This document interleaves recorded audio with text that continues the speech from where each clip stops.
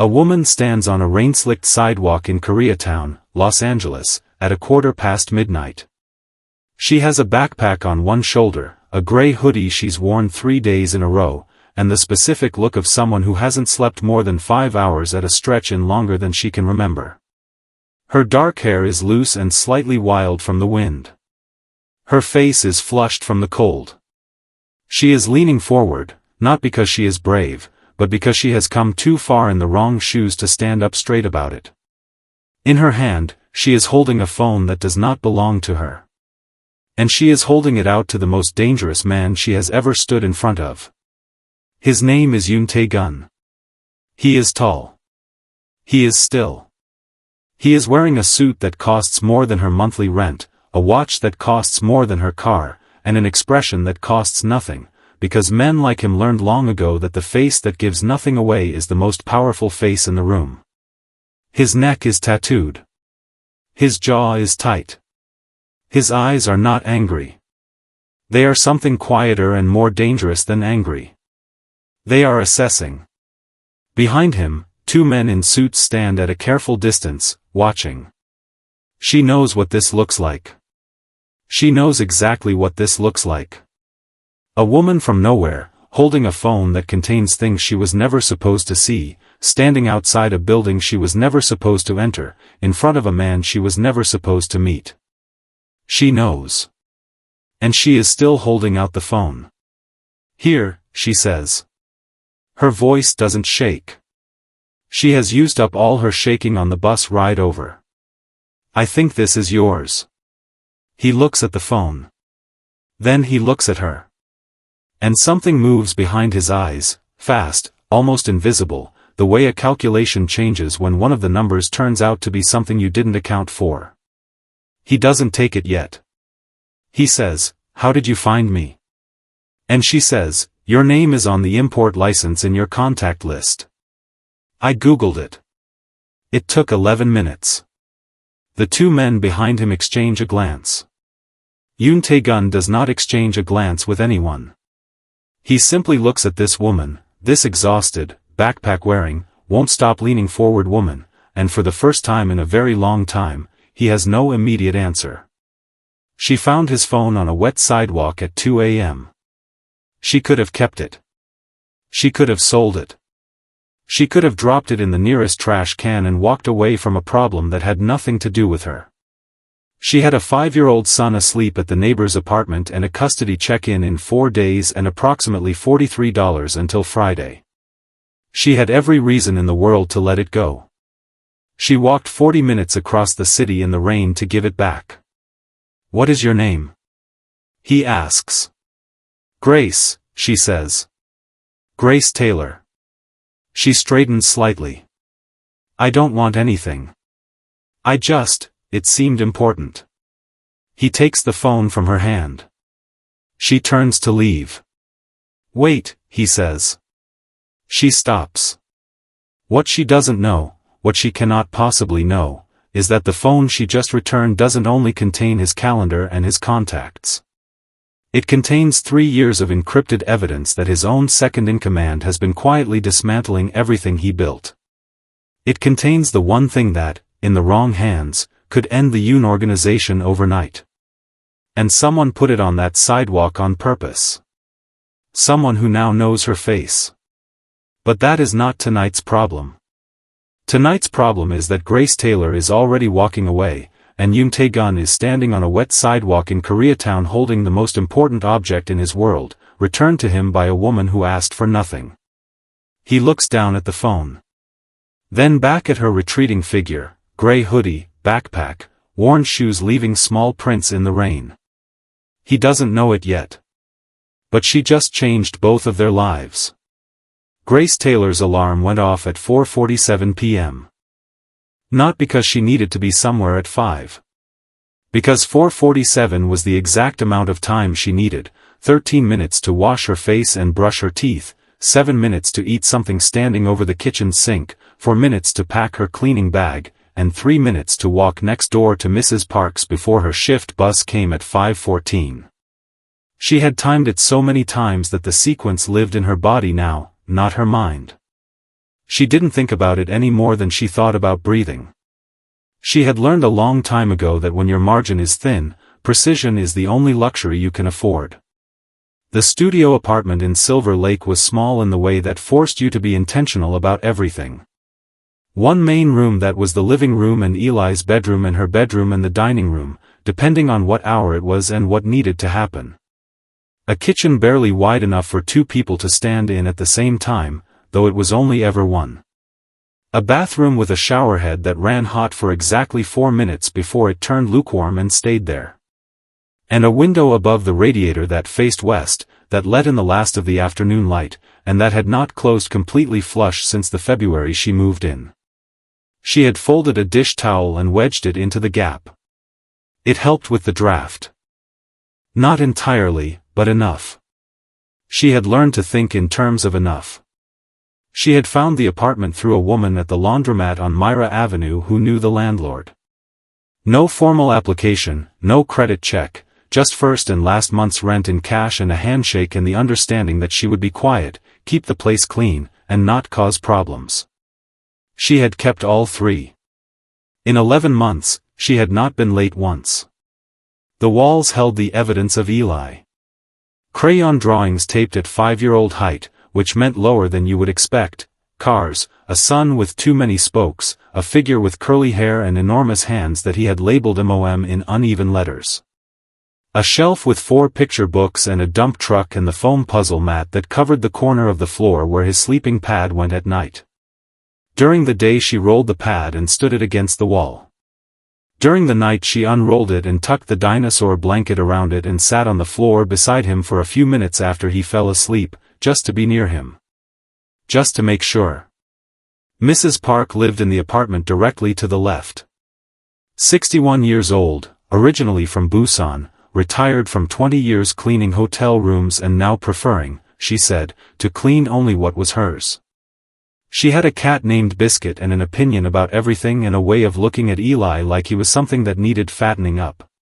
She charged Grace $40 a week for overnight watching on the 3 nights Grace worked the late shift, which was the lowest rate Grace had found anywhere and also, she suspected, not really a rate at all.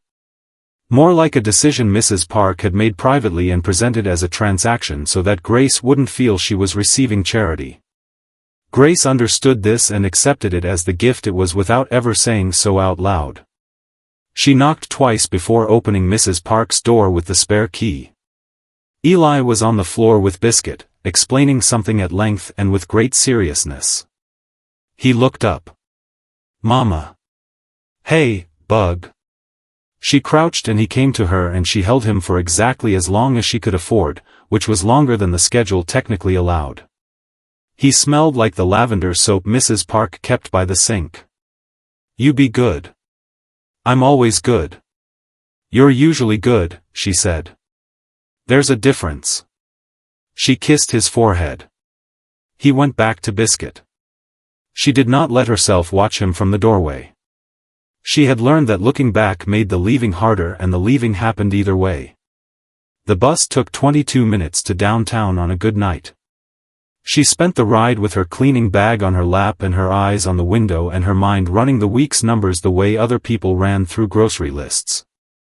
The bi-weekly check-in with the caseworker was Thursday at 10 a.m., which meant she needed to be back from her shift, showered, and in clean clothes with Eli's attendance record from school and her last 2 pay stubs printed and organized in the manila folder she kept in the bottom drawer beneath her spare set of scrubs. The caseworker's name was Ms. Denning. She was not unkind. She was thorough in the way that people are thorough when they have been given a checklist and a consequence for missing items on it. Grace had never missed an item. She knew what the file said about her. Unmarried. Night shift employment. Non-traditional childcare arrangement. Custody contested by the father. She knew how each of those lines read to someone who had to make a recommendation in a box the size of a post-it note. She knew that nothing she said in those meetings carried the weight of what the folder looked like before she walked in. So she made the folder impossible to argue with. Pay stubs. School records. Pediatric checkups. Immunizations. The landlord signed letter confirming 12 months of on-time rent. A character reference from Mrs. Park, handwritten in careful English that Grace suspected had taken her the better part of an afternoon. She had arranged her entire life to look like exactly what it was, a good mother doing the work, in a format that left no room for interpretation. The office tower on Figueroa Street was 31 floors of glass and recycled air that Grace knew better than she knew most people. She knew which bathroom on the 14th floor had the broken sensor light and which one the partners used after 8 p.m. so she cleaned it last. She knew that the law firm on 22 left their coffee cups on the windowsill every single night despite the sign she had taped there herself. She knew the security guard on the night desk, Ramon, who always had the same sports radio station on low and always nodded when she came through the door. She signed in. She collected her cart. She started on the top floor and worked her way down. By midnight she had cleaned 19 floors. By 1:30 she was in the lobby pulling on her jacket. By 1:52 she was outside, and the night air hit her face like a door opening, and she stood still for a moment the way she always did, not resting, just recalibrating. Telling her body that the next thing was the bus, and then the walk, and then the fold of the sleeping pad and the checking of the lock and 4 hours of sleep before Eli woke up asking for the cereal with the yellow box. She started walking. She turned the corner onto the wet side street behind the parking garage. And that was when she saw it. She hadn't always cleaned office buildings at midnight. There had been a version of Grace Taylor, not so long ago that she couldn't remember it, but far enough that it felt like reading about someone else, who wore a lanyard to work and attended staff meetings and had a desk with a small succulent on it that she watered every Monday. She had been a junior coordinator at a nonprofit in Echo Park that placed after-school tutors in underfunded middle schools. The pay wasn't much, but the work was the kind that sat well inside her at the end of the day. She had been good at it. She had been, her supervisor once told her, exactly the kind of person the job needed, organized, steady, the sort who noticed when something was slipping before it had fully fallen. She met Marcus Webb at a fundraiser for the organization. He was there with a colleague, tall and easy in a room full of people, the kind of man who made conversation look effortless. He brought her coffee without asking how she took it and somehow got it exactly right. She thought that was a good sign. She would think about that later, how much she had read into a lucky guess about coffee. They dated for 8 months. He was warm in the specific way of someone who knows how to be warm when it serves them. He talked about the future in concrete terms, an apartment with more than one room, a neighborhood with good schools, eventually a dog. She believed him because the future he described was careful and specific, and careless people didn't make specific plans. She thought she knew the difference. She was pregnant before the lease on the new apartment was signed. He said the right things. He held her hand at the first ultrasound. He painted the second bedroom a soft gray-green that took them an entire Saturday and left them both laughing with paint in their hair, eating takeout on the floor because the table was pushed to the middle of the room. Eli was born in November, small and loud and entirely himself from the first moment. Marcus lasted 8 months after that. It wasn't dramatic. That was the thing Grace had never quite figured out how to explain to the people who asked. There was no single night, no door slammed, no scene she could point to and say, there. That is where it ended. It was more like a tide going out, gradual, quiet, and by the time you noticed how far it had receded, it had already been going for a long time. He worked later. He traveled more. He was present in the apartment the way furniture is present, occupying space without contributing warmth. And then one morning she woke up and he was simply gone, a note on the kitchen counter, and Eli was 8 months old and asleep in the gray-green room, and the apartment suddenly felt like a place she was squatting in rather than a place she lived. She found out later that he had a lawyer retained before he left.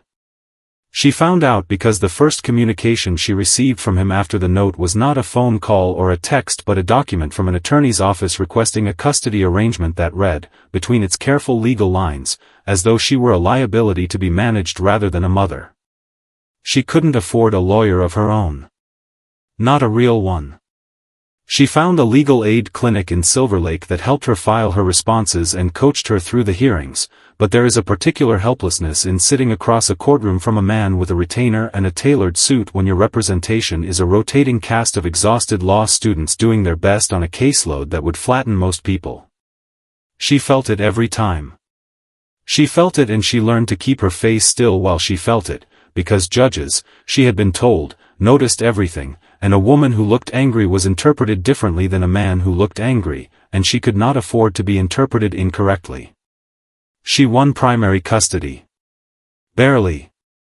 With conditions attached like weights, bi-weekly check-ins, documented stability, employment verification, no relocation without court approval.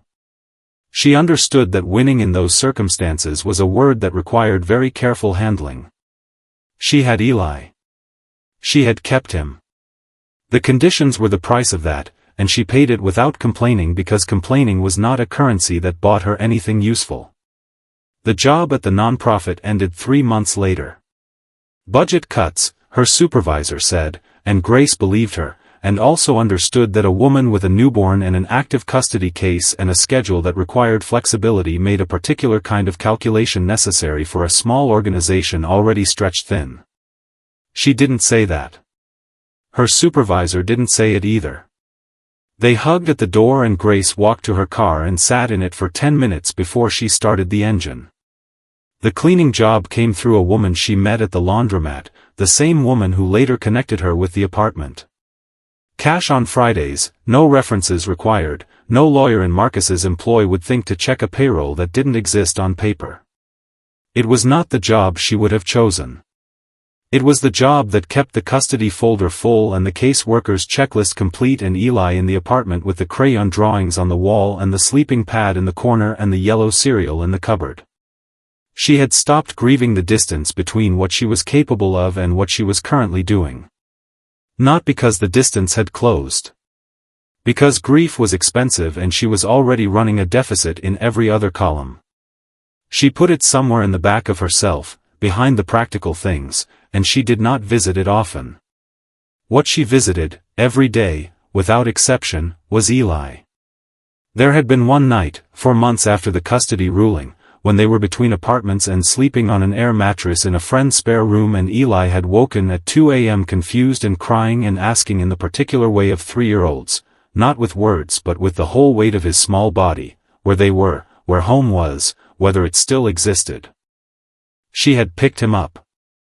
She had held him against her chest in the dark, his breath ragged and warm on her neck, and she had said quietly and without hesitation, "Wherever I am is home, Bug. You understand? Wherever I am." He had stilled. His breathing had slowed. And then, in the way of a child who takes information seriously and stores it where it will not be lost, he had repeated it back to her, "Wherever you are," not as a question. As a fact he was committing to memory. As something he intended to keep. She had held him until he fell back asleep. Then she had laid him down on the air mattress and sat beside him in the dark and decided, without ceremony or drama, that she would build something real enough that he never had to ask that question again. She was still building it. One Tuesday at a time. She had set it on the kitchen table before she went to sleep, in the center, equidistant from both edges, the way you set something down when you want to make clear to yourself that you are being deliberate about it. Not hiding it.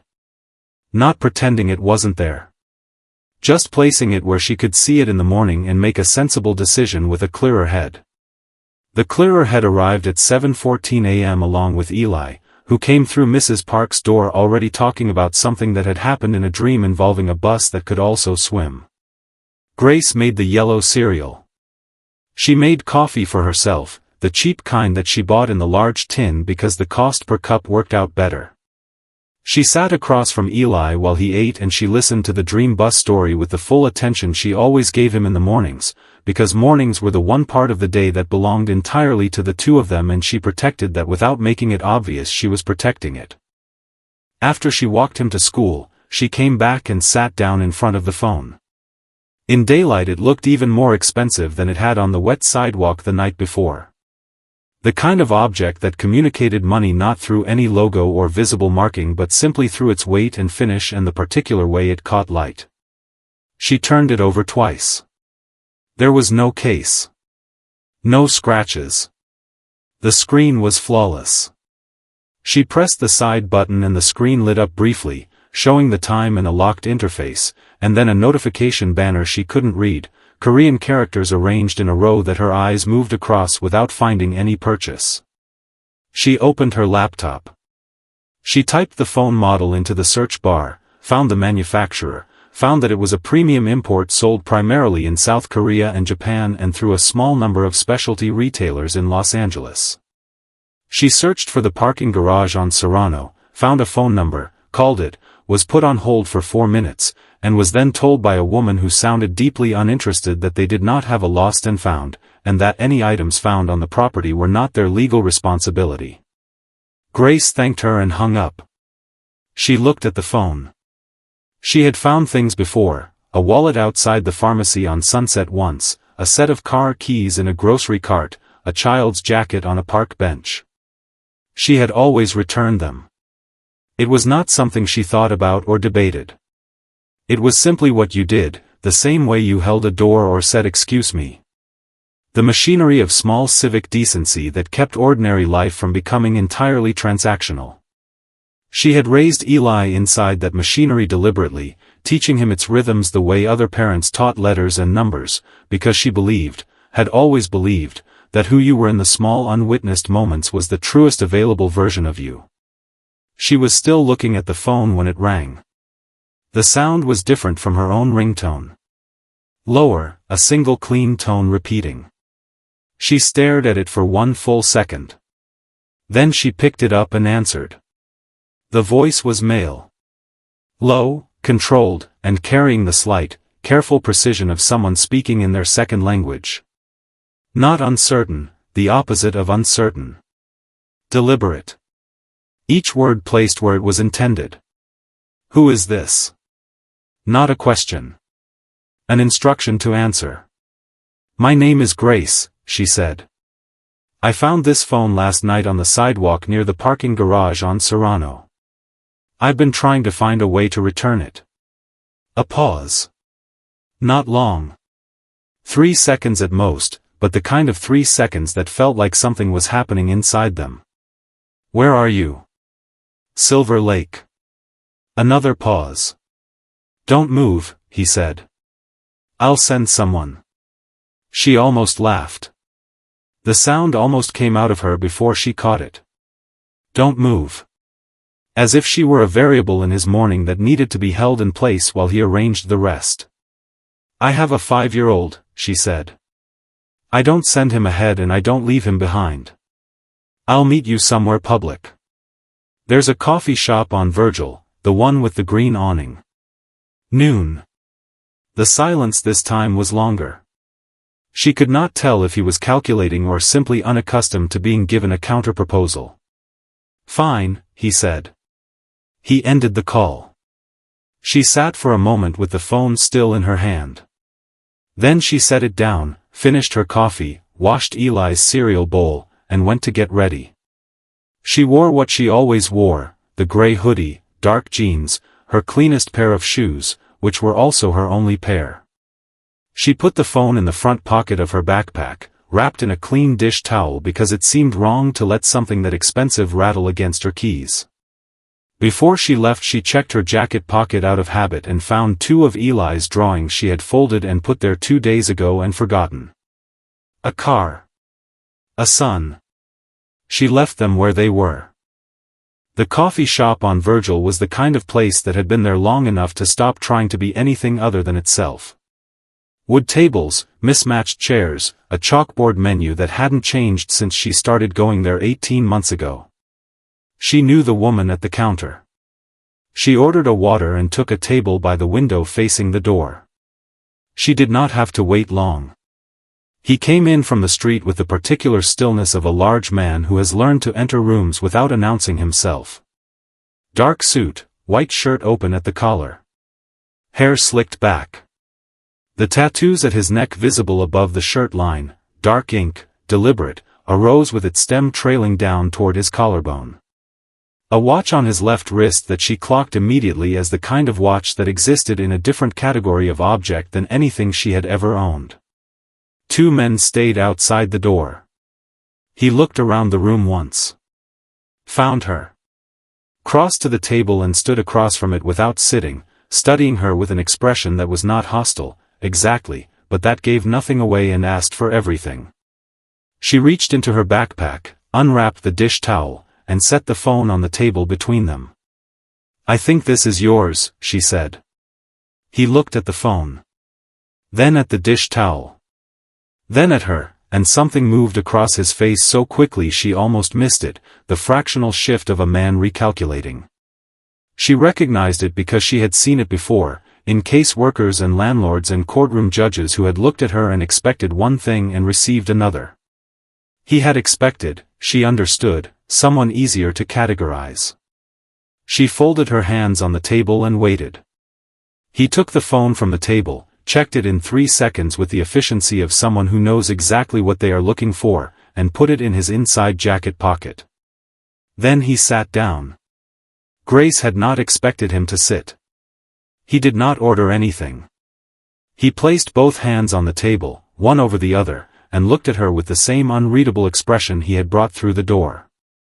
Up close, the lines of his face were sharper than they had seemed from across the room. There was nothing soft in the architecture of him. But there was also nothing careless. Everything about Yoon Tae-gun, she was already understanding, was the product of sustained and deliberate intention. He asked her 3 questions. What time had she found it? Had she opened it? Had she told anyone? She answered all 3 directly. 1:52 a.m. No. No. He nodded once, slowly, the way people nod when an answer confirms something they already suspected but needed confirmed anyway. Then he took a card from his jacket pocket and placed it on the table. A phone number, no name. He told her that if she remembered anything else about where she had found it, or if anyone approached her asking about a lost phone, she should call that number. She looked at the card. Then at him. She asked why someone would approach her. He said, they won't. The same way he had said fine on the phone. Not reassurance, conclusion. She picked up the card. He left. And Grace sat at the table with a glass of water and a card with no name on it and the distinct sensation of having been inside something much larger than the room she was sitting in, without being able to see its edges. What she couldn't see, and what he did not tell her, began 22 years earlier in a neighborhood in eastern Seoul where the streets ran narrow between buildings stacked close together and the smell of the Han River reached you on certain nights depending on which way the wind came. Yoon Tae-gun's father, Yoon Jae-won, had run a legitimate import business out of a 2-room office near the Dongdaemun market. Fabric, hardware, small manufactured goods moving between Seoul and buyers in Southeast Asia and occasionally the western coast of the United States. He was not a wealthy man, but he was a careful one, and for most of Tae-gun's childhood the business was stable enough to be invisible, which was all Jae-won had ever wanted for it. The debt came the way debt often comes, not all at once, but in layers, each one reasonable until the total weight became impossible. A bad season, a defaulted buyer, a loan taken to cover the gap from men who offered terms that seemed manageable until they weren't. By the time Tae-gun was 15, the business had become something else. Not entirely. Not obviously. But the deliveries that came in after midnight and were not logged in the regular ledger told a story the daytime operation was designed to obscure. His father never explained it directly. He didn't have to. Tae-gun was observant in the way of children who grow up understanding that certain questions are not safe to ask out loud. He learned by watching. He learned the difference between the men who came to the front office and the men who came to the back. He learned what his father's face looked like when he was negotiating from strength and what it looked like when he was not. The night he fully understood came when he was 17. A man arrived at the apartment, not the office, the apartment, which had never happened before, and spoke to his father in the kitchen for 45 minutes while Tae-gun sat in the next room with a textbook open on his lap and the specific stillness of someone performing inattention.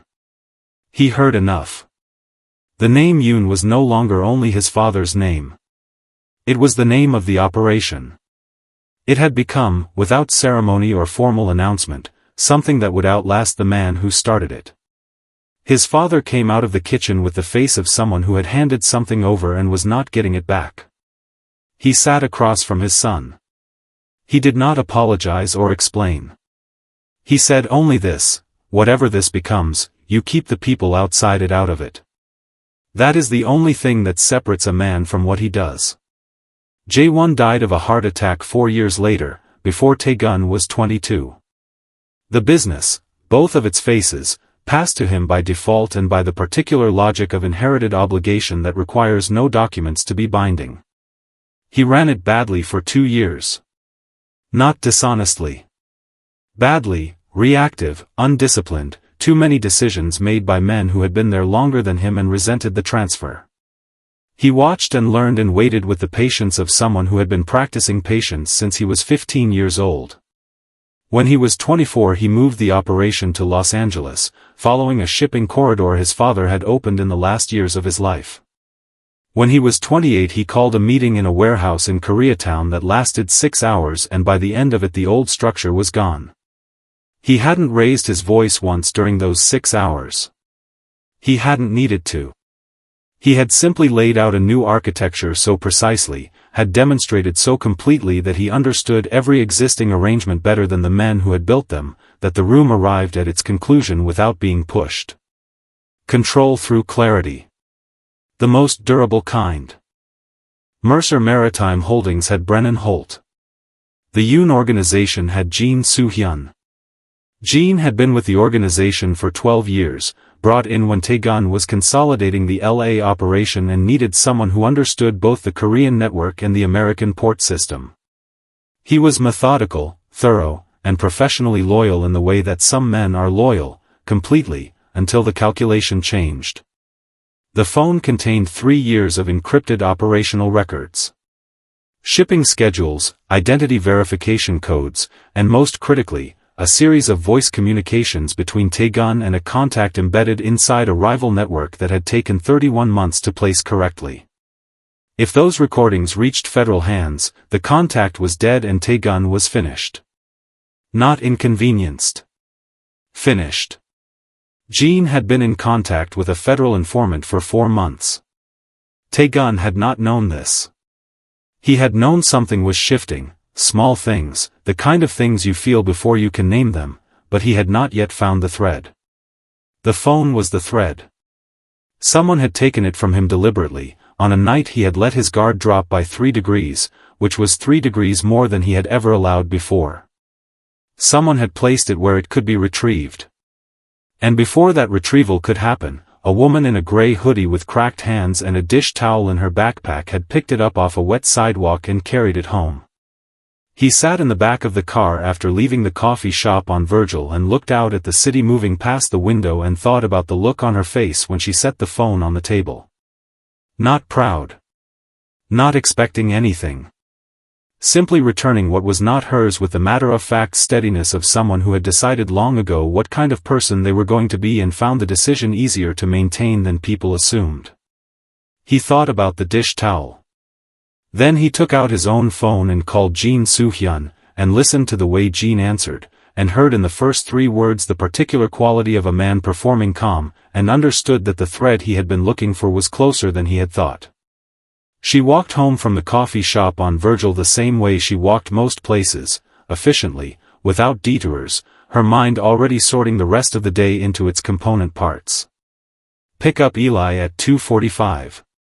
Stop at the corner market for the eggs and the bread and the apple juice that was nearly gone.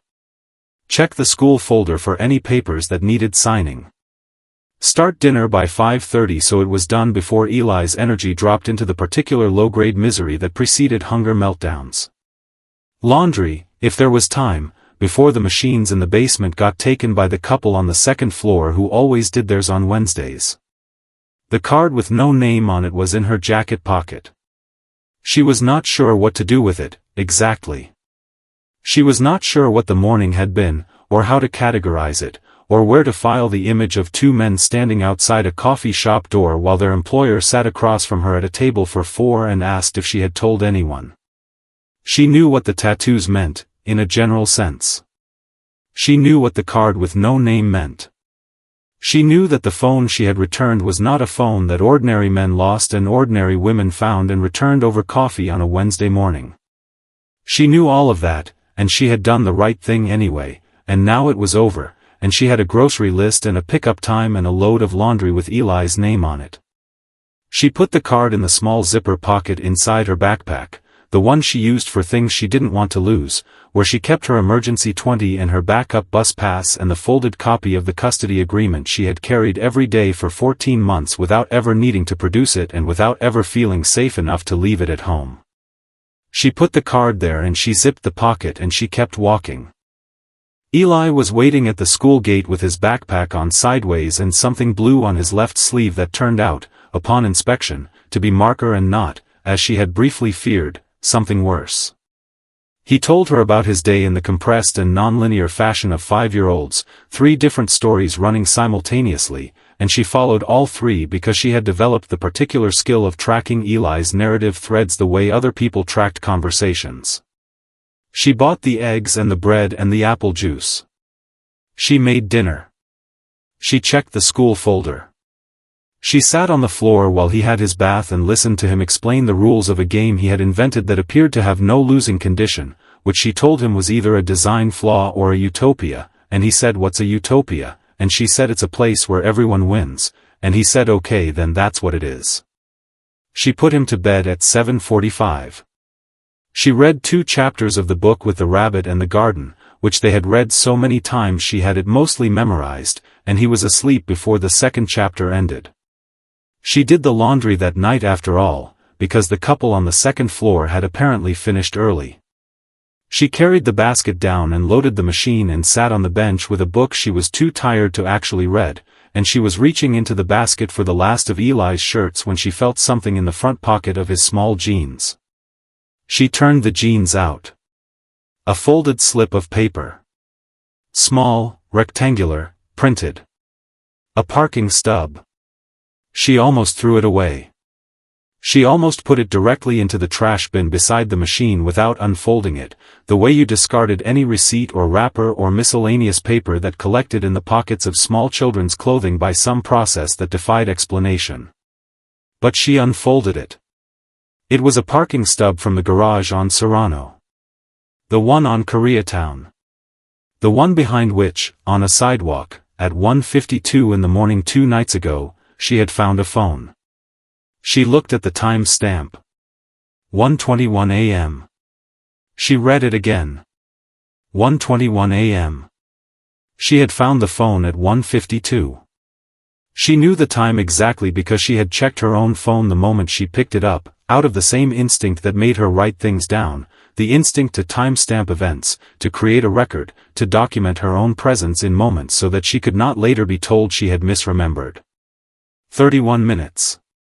The stub had been in the pocket of Eli's jeans, which meant it had come from the jacket she used as a changing surface for her backpack, the one she draped over the chair when she came in, the one whose pockets she had emptied before the coffee shop meeting and found Eli's drawings but apparently not this, because it had slipped. She could see now how it had slipped. The pocket had a small tear at the inner seam that she'd been meaning to fix, slipped through the lining and into the bottom of the bag and then somehow into the laundry pile when she'd shaken the jacket out.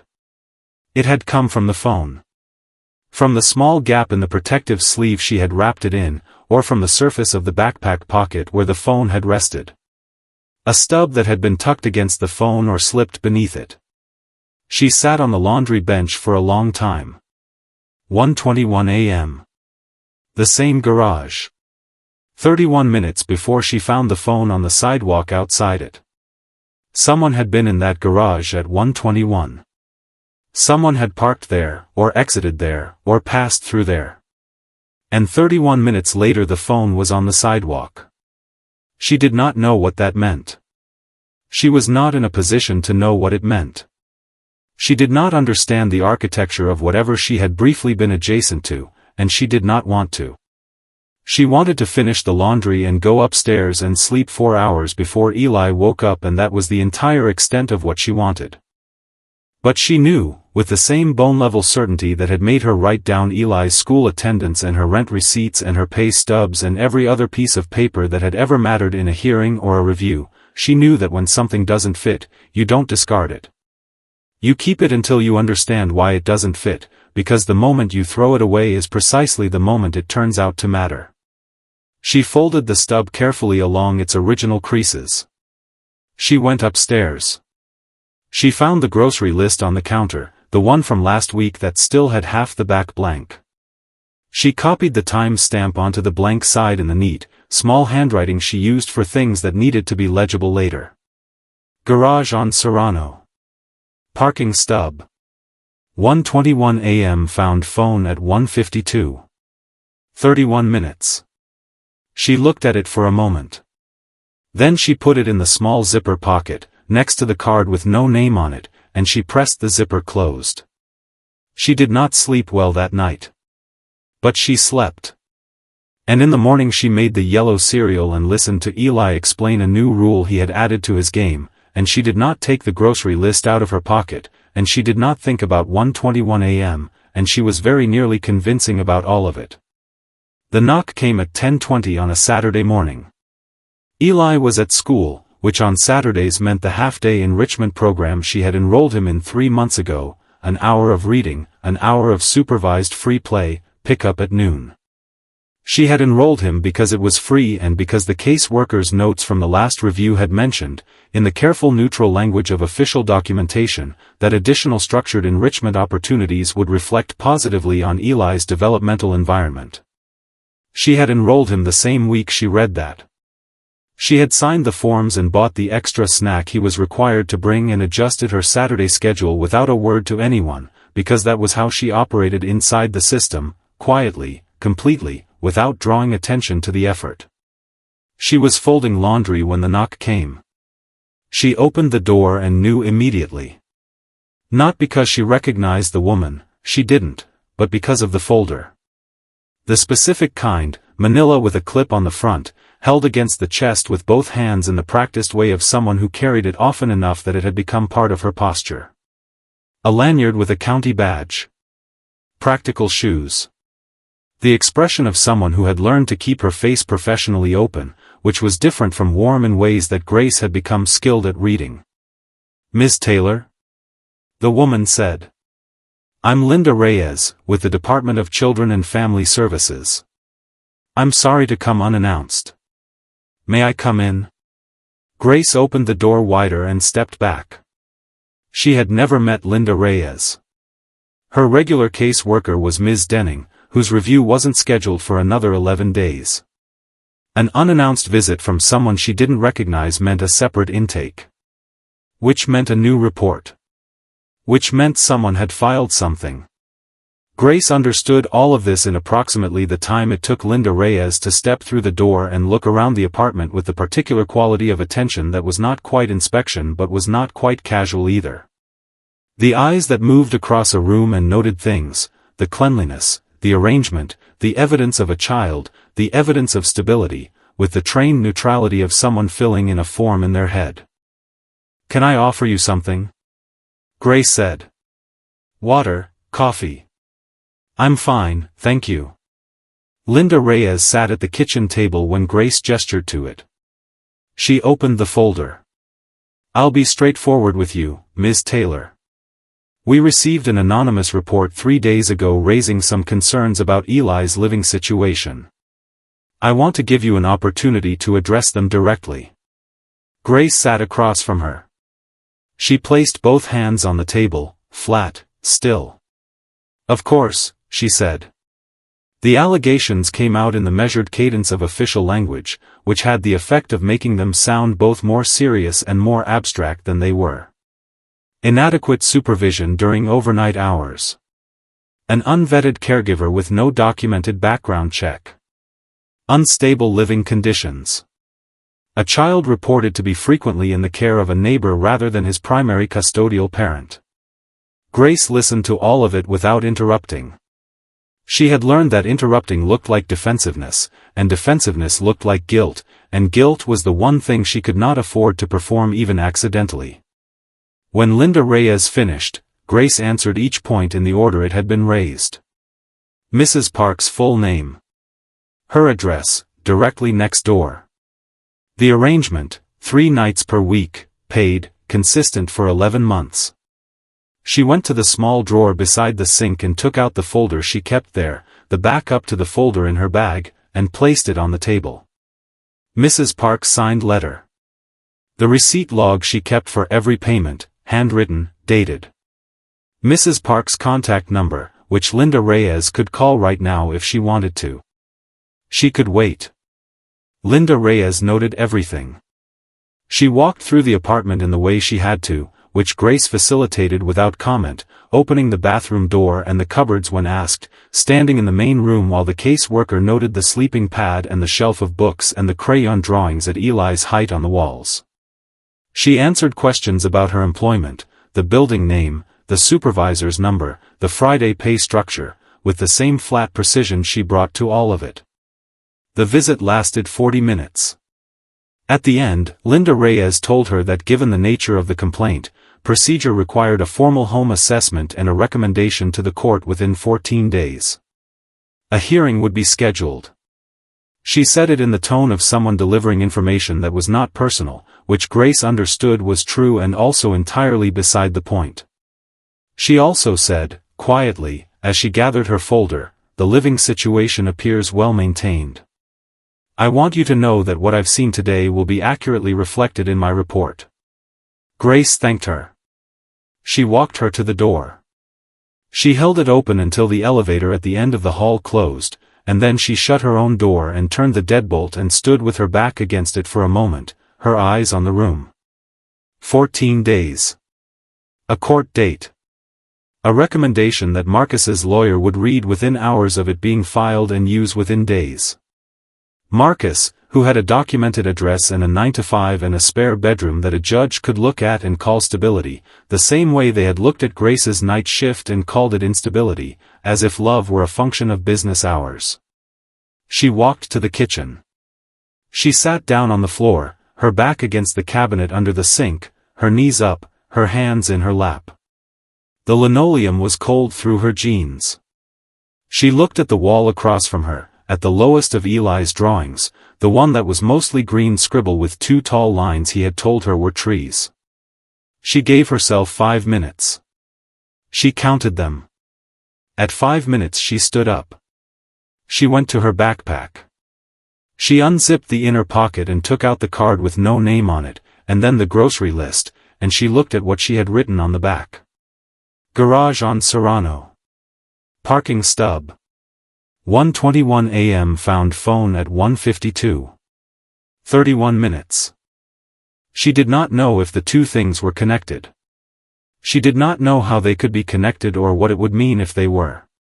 She only knew that an anonymous tip had arrived 3 days after she had returned a phone to a man whose world operated entirely outside anything she understood, and that 31 minutes was a gap that didn't fit, and that she had learned a long time ago that the things that didn't fit were the things that eventually explained everything. She picked up her phone. She dialed the number on the card. It rang once. "Yes," said the low, controlled voice. "It's Grace Taylor," she said. "I think I need to ask you something. And I think you need to answer it honestly." A pause.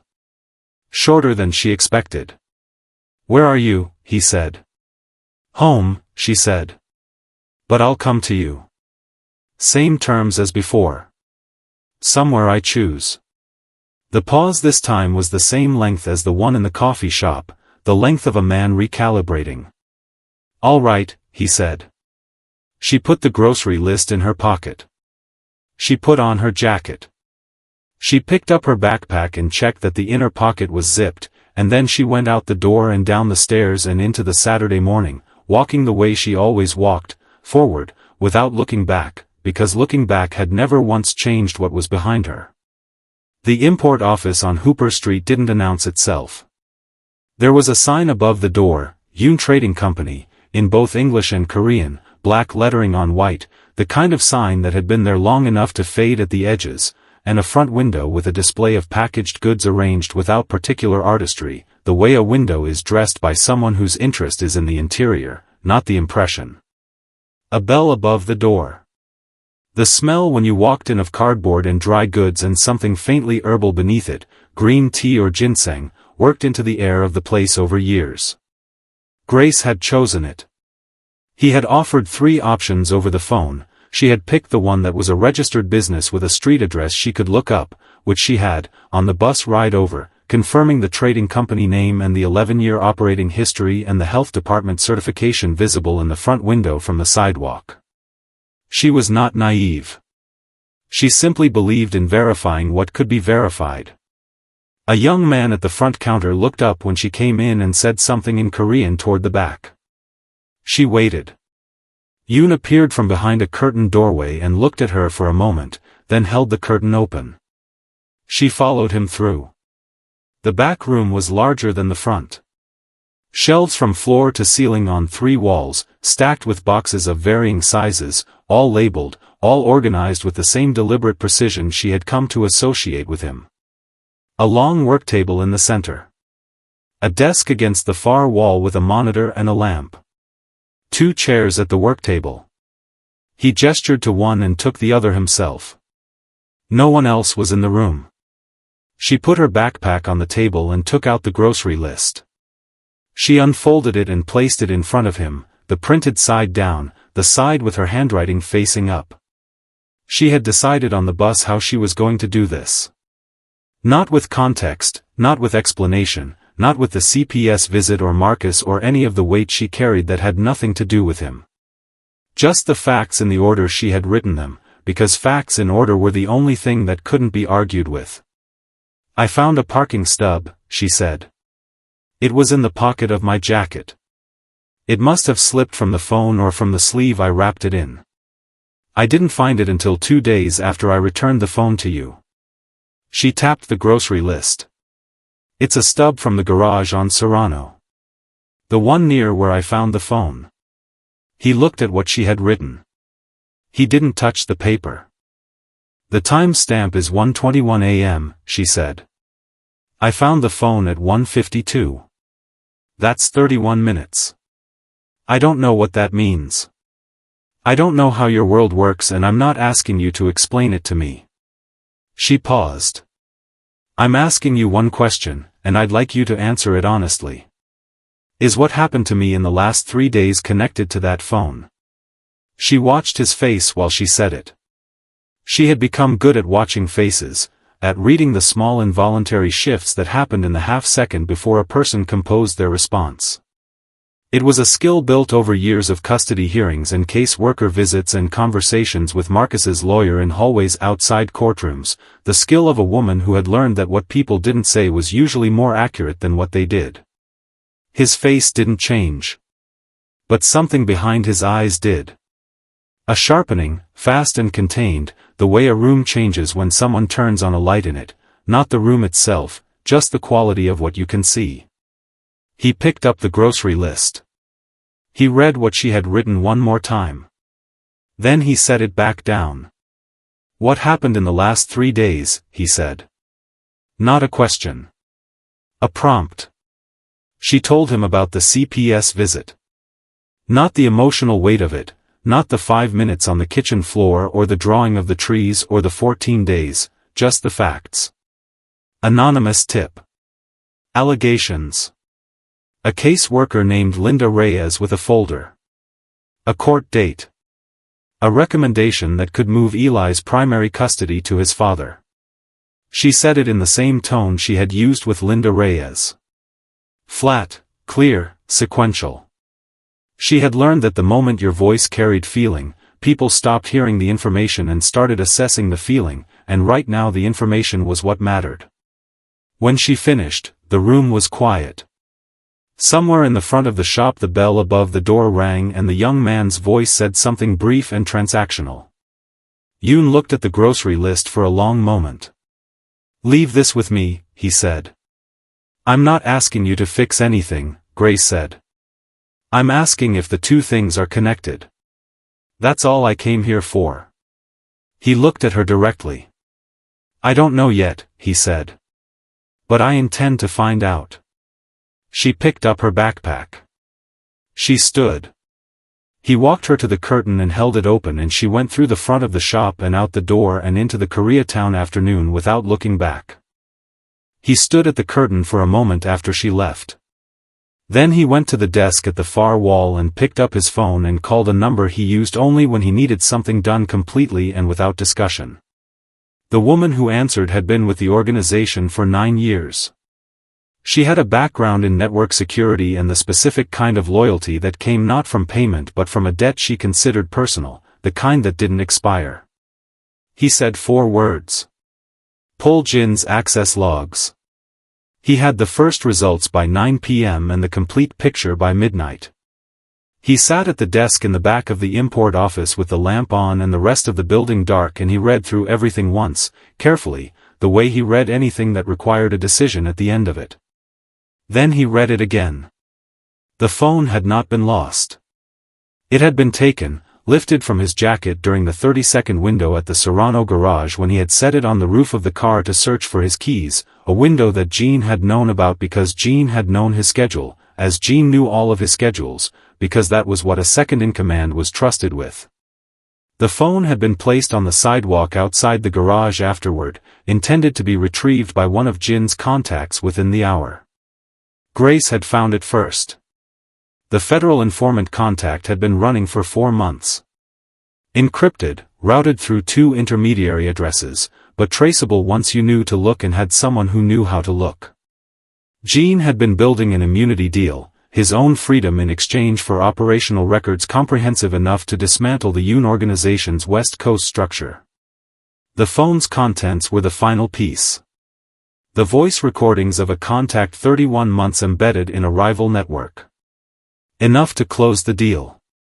When the phone came back to Yoon instead, Jean had needed to know how. Street surveillance from the garage exterior showed a woman picking up the phone at 1:52. The same surveillance, cross-referenced with the coffee shop meeting 2 days later, gave him her face.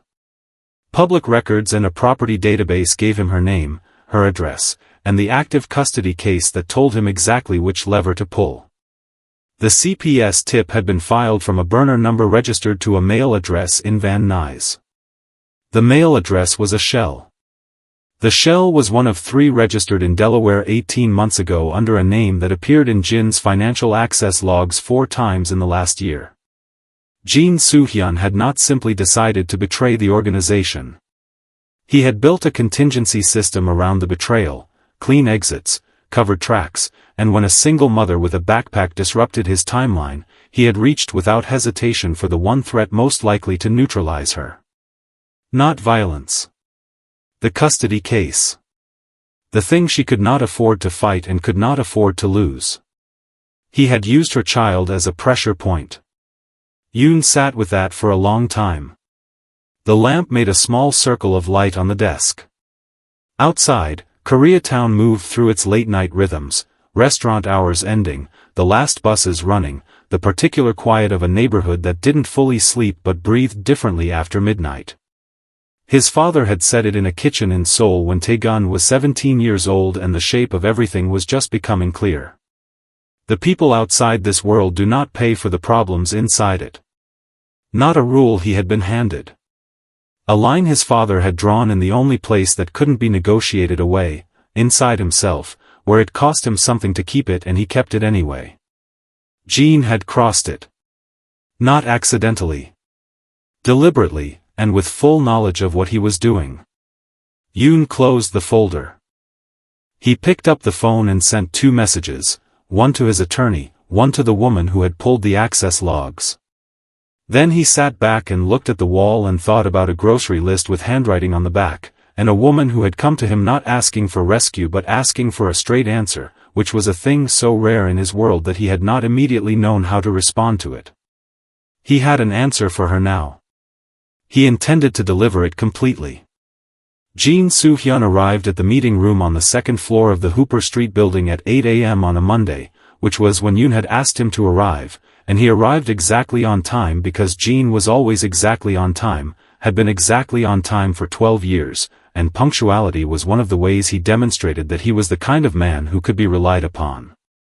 The meeting room was spare. A table, 6 chairs, a window that faced the interior courtyard where deliveries came in. No artwork, no decoration. Yoon was already seated at the far end when Gene came in. 2 men stood near the door. Gene recognized them both and understood their presence without needing it explained, the way you understand certain things in certain rooms before anyone has said a word. He sat down. On the table in front of Yoon was a stack of documents, face down. Yoon did not greet him. He turned the first document over and placed it at the center of the table. Network access logs. Jin's credentials, time-stamped across 4 months, accessing routing data and shipment schedules from terminals he had authorization for and 2 that he didn't. The unauthorized access was highlighted in a single clean line of yellow, the kind of marking that existed not to persuade but to locate, here, and here, and here. Gene looked at it. His face was still. The second document. A burner number, its registration traced to a mail address in Van Nuys. Below it, a second trace from that address to 3 shell companies registered in Delaware.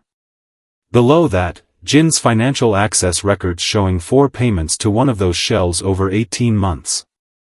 The third document. The CPS tip filing. The burner number in the upper left corner of the intake form, visible because the intake system logged originating numbers even from blocked calls, a fact that the person filing the tip had apparently not known or had miscalculated. Below the filing, a time-stamped record of the call. Below that, a carrier record placing the burner in the Koreatown area at the time of the call. The fourth document. Transcripts of 6 communications between Jin's encrypted contact address and a federal intermediary. Decoded. Readable. The immunity deal in its specific, careful language, operational records in exchange for full prosecutorial protection. The phone's contents described in the third communication as the final required element. The fifth document. The shell company registrations in full. 3 companies, no offices, no employees. One of them linked to the Van Nuys mail address. One of them linked to a bank account in Jin's assumed name that the financial forensics team had located in 11 hours. Yoon placed each document separately, one at a time, in the unhurried manner of someone who has already arrived at the end of a thing and is simply allowing the other person time to travel there as well. Then the 6th document. The parking garage exterior surveillance still. Jin's car, the gray sedan he drove on days he wanted to be unremarkable, which was most days, captured at the Serrano garage entrance at 1:19 a.m. The timestamp in the lower right corner. Below it, a second still from 1:24, the same car at the exit. Below that, Grace's handwriting from the grocery list, photographed and printed, garage on Serrano. Parking stub. 1:21 a.m. found phone at 1:52. 31 minutes. Yoon placed it on the table and sat back. Jin's composure held for 40 seconds. Grace had held hers in a courtroom hallway with Marcus's lawyer and a custody recommendation she couldn't afford to lose. Yoon had held his in a warehouse meeting that lasted 6 hours. Gene held his for 40 seconds, which told you something about what his composure had always been made of, performance, not foundation.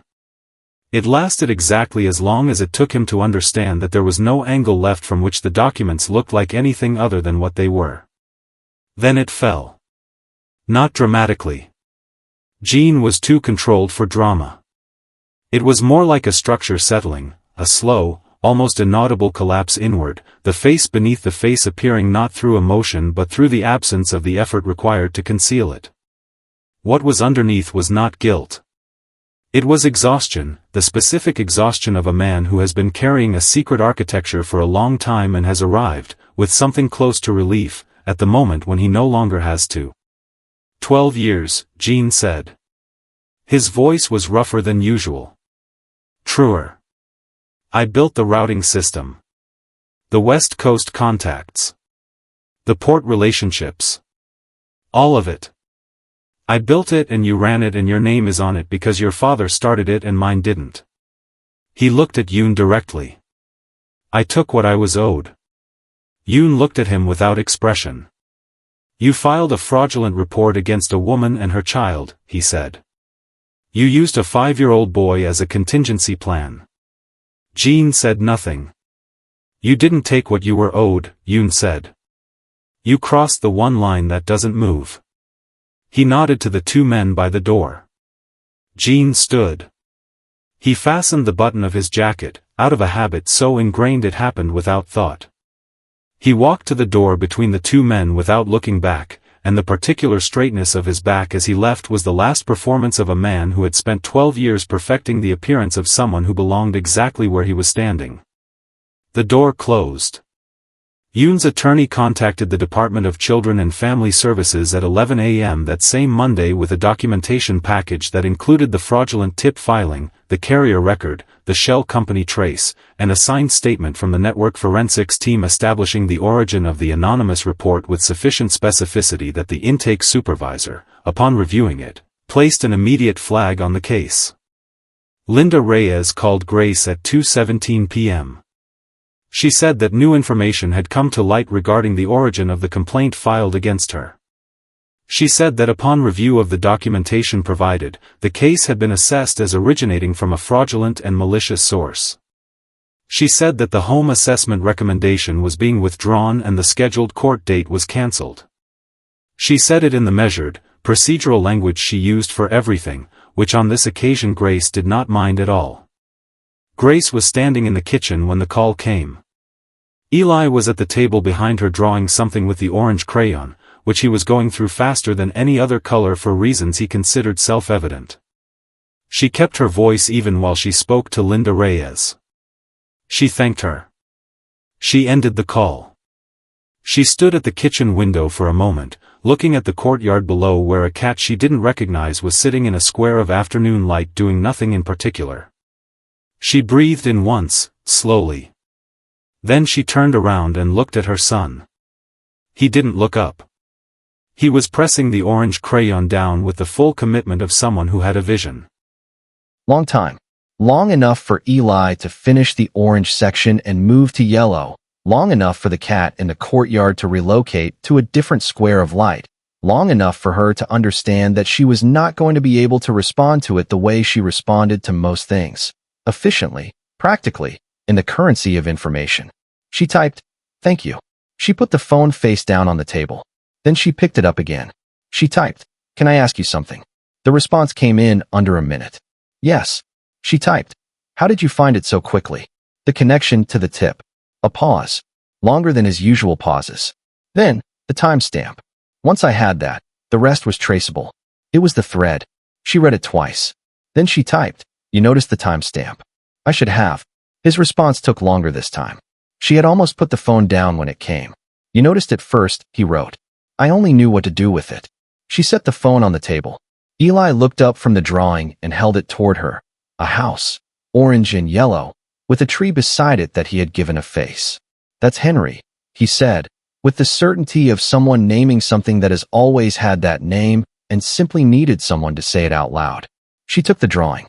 She looked at it for a moment. Then she folded it carefully along a clean edge and put it in her jacket pocket, over her heart. She sat across from him and watched him draw and did not say anything, because there was nothing she needed to say, and everything she felt was too large for the kitchen, and she had learned long ago how to carry large things quietly in small spaces. At 4:45, she checked her phone and found a text from an unsaved number. 3 words. "It's resolved." She looked at it for a year. She had learned to keep the things she intended to keep. Fear, when it finally lifts, doesn't announce itself.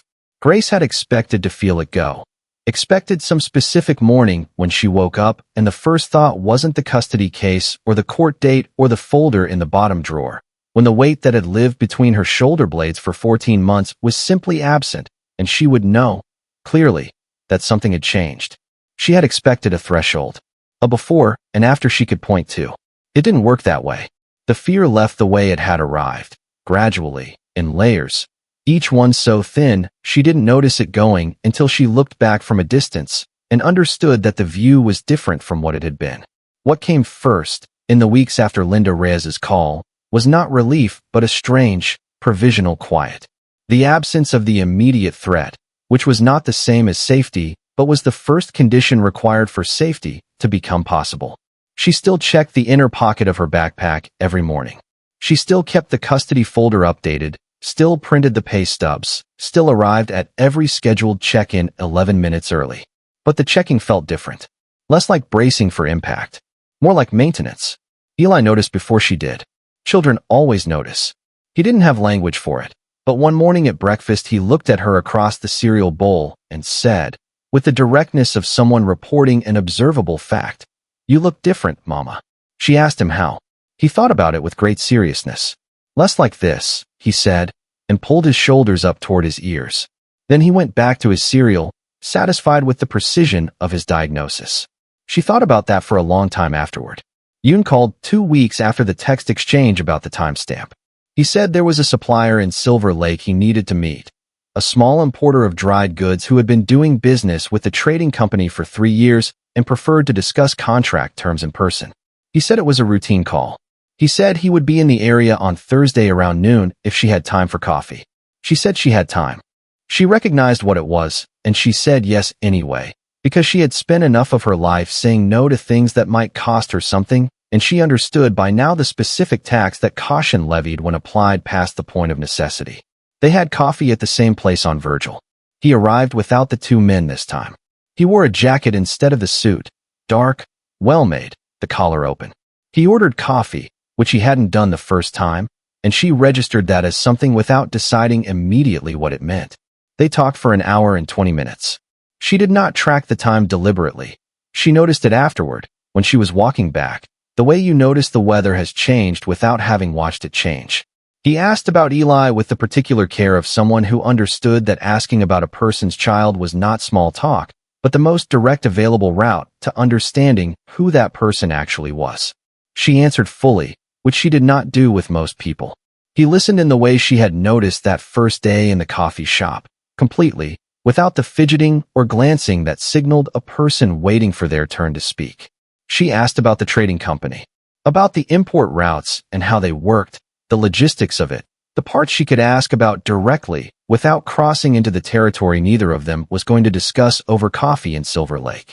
He answered with the same precision he brought to everything, and she found, not entirely to her surprise, that she was genuinely interested, that the mechanics of movement and supply and the web of relationships required to keep goods flowing across distances engaged the same part of her mind that had once coordinated tutoring schedules across 12 underfunded middle schools.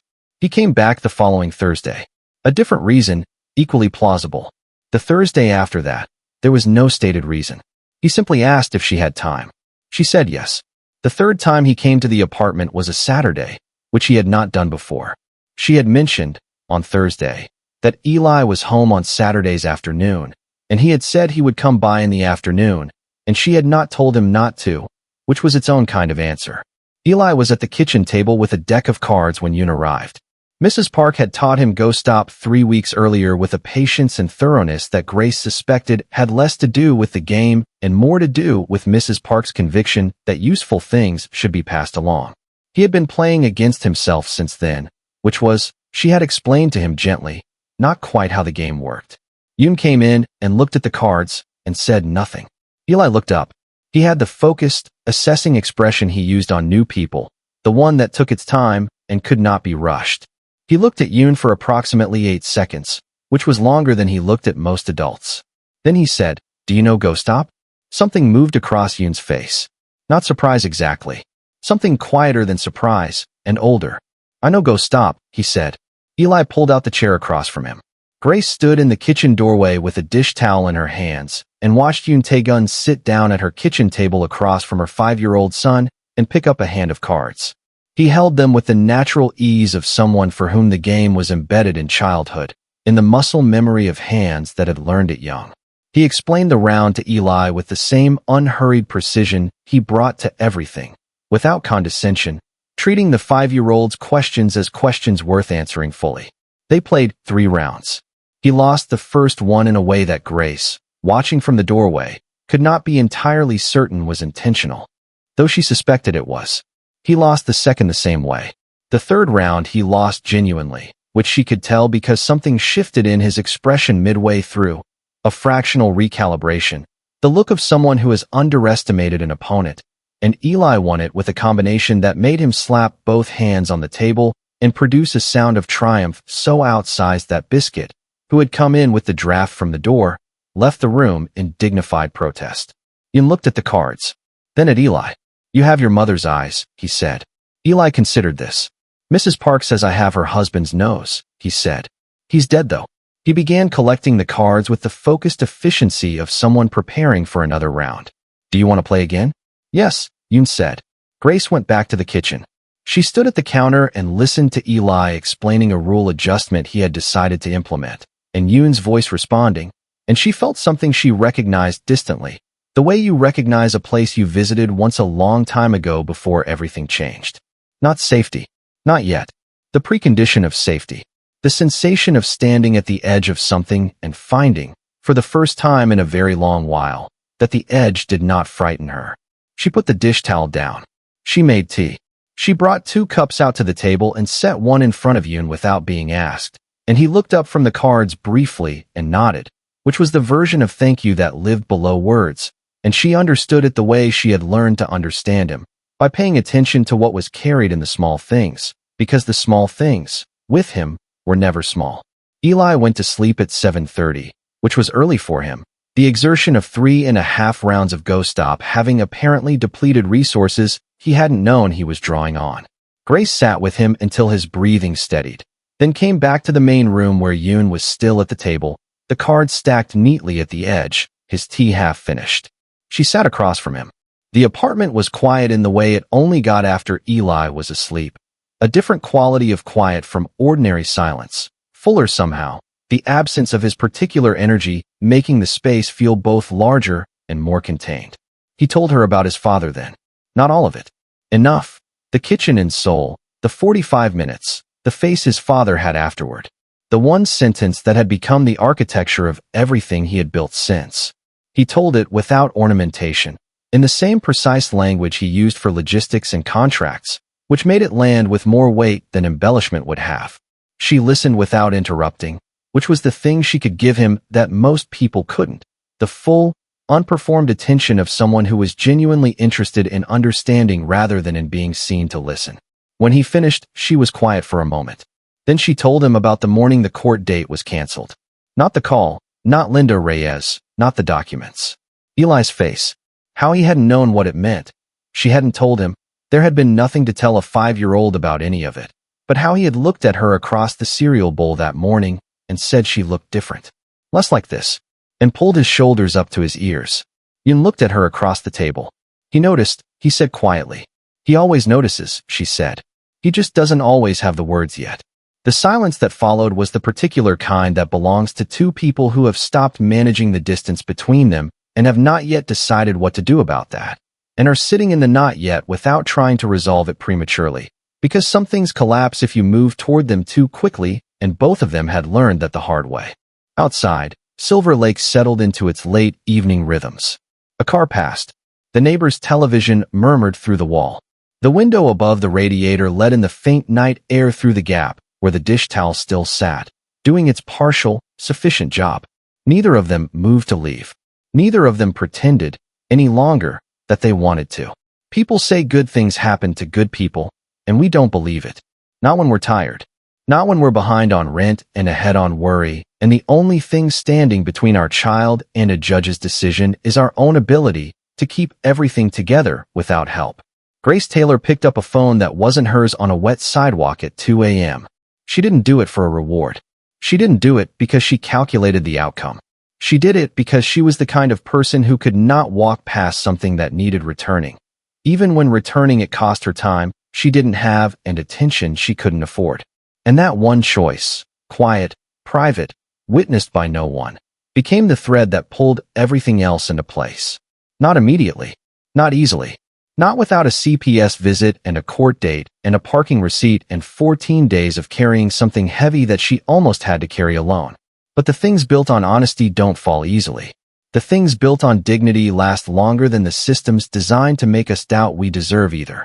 If you are carrying something heavy right now, if you are doing everything right and still being asked to prove it, if the road is long and the city indifferent, and the fear of losing what you love most sits at the back of every ordinary day, this is what I want you to know. The right people will recognize you by what you do when no one is watching. And what you do when no one is watching is exactly who you are. May your honest choices find you. May the right eye see you clearly. May the thing you have been protecting through the long and exhausting nights find its way, finally, home.